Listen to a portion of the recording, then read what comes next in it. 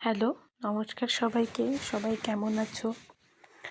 আজকে এই ভিডিওটা আজকের না, এটা আমি আজ পোস্ট করব। এটা হলো 12ই জানুয়ারি কোন্নগরের ভিডিও। এটা কোন্নগরে ফকিরার শো ছিল। আমি আর আমার বান্ধবী চলে গেছিলাম ফকিরার শোতে। তো তখন বিকেল বিকেল বেরিয়েছিলাম, ফেরিঘাট হয়ে যাচ্ছিলাম।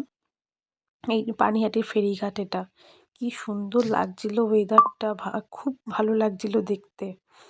গঙ্গার মধ্যে দিয়ে যখন যাচ্ছিলাম, মানে অসাধারণই একটা ব্যাপার ছিল।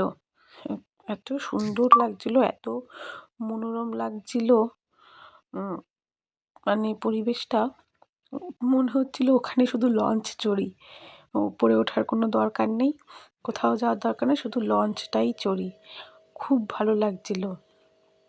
গঙ্গার ঘাটটা দেখো কি সুন্দর। মানে আর এখানে একটা স্কনও ছিল, দাসমের স্কনটা দেখতে পেয়েছিলাম। একদিন যাব আমি আর বান্ধবী, তাই বলা বলি করছিলাম যে স্কনে একদিন আসবো এখানে। আমরা জানতাম না যখন একটা স্কন ছিল, তখনই জানলাম। তারপরে ফেরিঘাট পার হয়ে কোন্নগরের ওই ঘাটে চলে গেছিলাম। তারপর ওখান থেকে একটু হেঁটে হেঁটে যাচ্ছিলাম তিনজনে। একটা ফ্রেন্ড এসেছিলো আমাদেরকে নিতে, যেহেতু আমরা চিনি না যে বইমেলাটা অ্যাকচুয়ালি কোথায় হচ্ছে। তারপর ওখান থেকে টোটো করে আমরা চলে গেলাম কোন্নগর বইমেলায়, যেখানে ফকিরার শো হওয়ার কথা। আমরা তখন তিনজন ছিলাম। আমাকে আর বান্ধবীকে নিতে একটা ফ্রেন্ড এসেছিলো আমাদের। তো সেই আমাদেরকে ওই পর্যন্ত নিয়ে গেছিলো। তারপর গেটে ঢুকেই আমাদের দুজন টেডির সঙ্গে দেখা হলো। মানে আলাদাই ব্যাপার ছিল। এই একজন আর এই একজন, দুজনে হাই করছিল ক্যামেরার দিকে তাকিয়ে। আর আমরাও হেঁটে হেঁটে যাচ্ছিলাম মঞ্চের দিকে। কি ভালো লাগছিল। প্রথমে তো আমি বলেই যাচ্ছিলাম যে যাব না অত দূর, কখন ফিরবো, কখন কি করব, ওরা কখন স্টেজে উঠবে, তার তো কোনো ঠিক নেই। তারপরেও গেছিলাম। আমরা তো বারাসাত থেকে গেছিলাম। তারপরে ফকিরার শোয়ের আগে এখানে একটা নাটক হচ্ছিল, ওই পচনশীল আর অপচনশীল আবর্জনা নিয়ে, মানে ময়লা ফেলা নিয়ে, যে পচনশীল আর অপচনশীল, সবুজ বালতি নীল বালতি, এগুলো নিয়ে একটা নাটক হচ্ছিল। খুব সুন্দর ছিল, পরিবেশ সচেতন একটা নাটক। খুব ভালো করেছিলেন ওনারা। 15 মিনিটের একটা নাটক ছিল। খুব ভালো লেগেছিল যে তাও মানে এরকম একটা জায়গায় পরিবেশ সচেতন নিয়ে একটা তো বার্তা মানুষকে দিয়েছে, যেটা এখন আমরা কেউই আর মানি না, বা হয় না অনেক সময় মেনে উঠতে পারি না, বা অনেক ইচ্ছে করেই মানি না। ভাবি যে হুস কী হবে এটা করলে, এখানে এটা ফেললে কী হবে, কিন্তু এটা যে আমাদের ক্ষতি।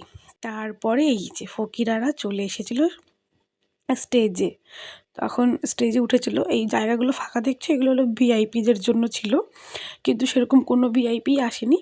আমরা একটু প্রথমের দিকে দাঁড়িয়েছিলাম বলেই খুব মজা করতে পেরেছি, বিশাল এনজয় করেছি। তারপরে গান শুরু হয়, অনেকগুলো গান করেছে।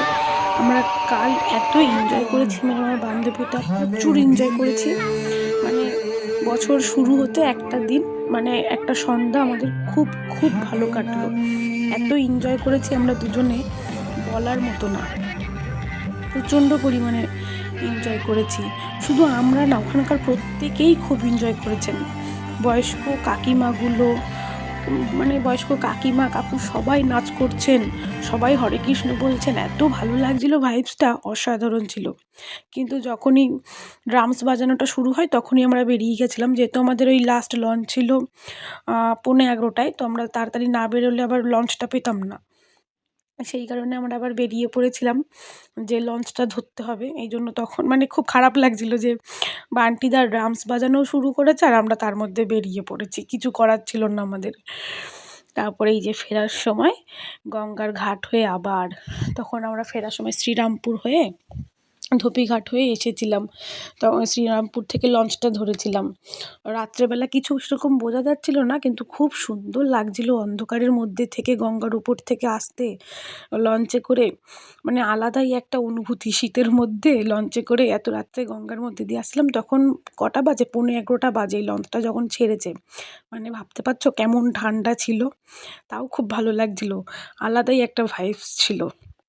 তারপরে ওখান থেকে লঞ্চ থেকে নেমে যে ব্যারাকপুরের থেকে অটো ধরে সোজা বাড়ি। ব্যারাকপুরের রাস্তাটাও একটু ফাঁকা ছিল, খুব ভালো লাগছিল রাস্তাটাও। মানে একটা ভৌতিক ব্যাপার, তার মধ্যে ঠান্ডা, অন্যরকম একটা ভাইবস ছিল।